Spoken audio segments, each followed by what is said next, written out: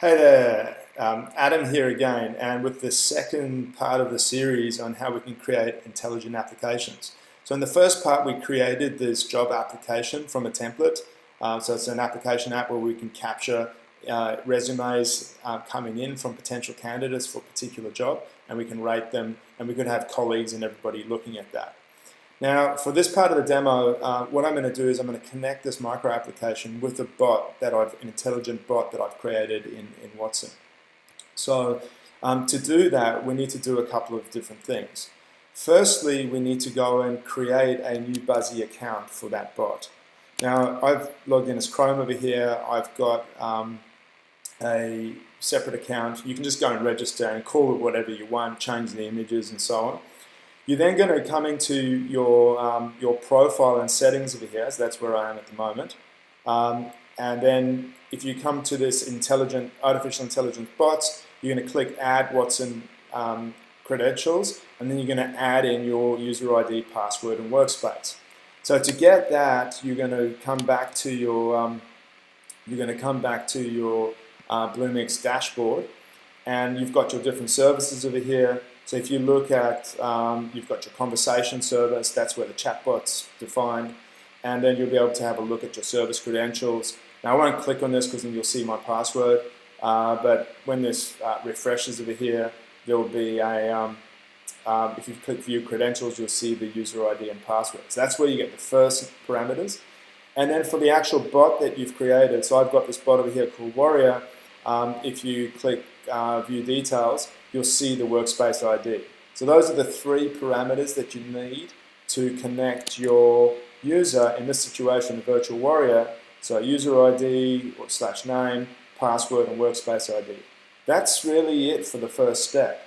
The next thing we need to do, the second step, is you need to go and add that virtual, so whatever you called it, so I'll just add the virtual warrior to this buzz.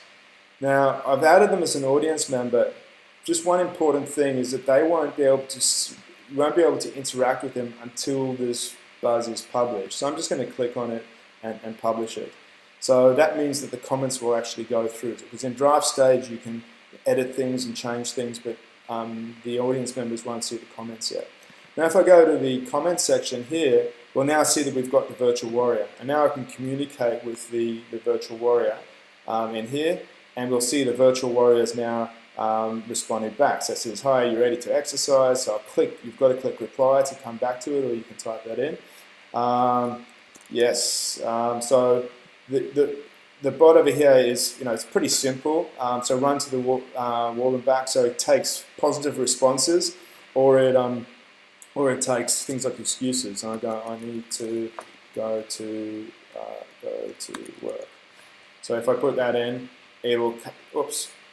So mistake over there. I didn't send that to the virtual warrior. So I should have actually replied, and I should have sent it to the virtual warrior. So let me just type that again. I need to go to work. So in the current settings, the communication with the Watson bot is at a private level. You can obviously have multiple people in that.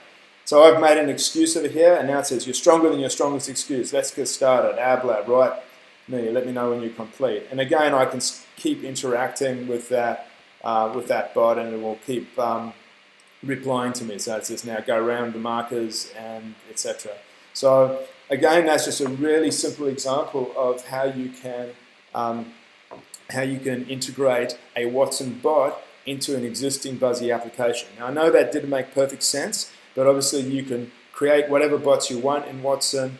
You can set up all the details on how you want it to respond. I've put links into the other videos that enable you to be able to do that. But that's really it. That's how easy it is to integrate a Watson bot into a Buzzy application.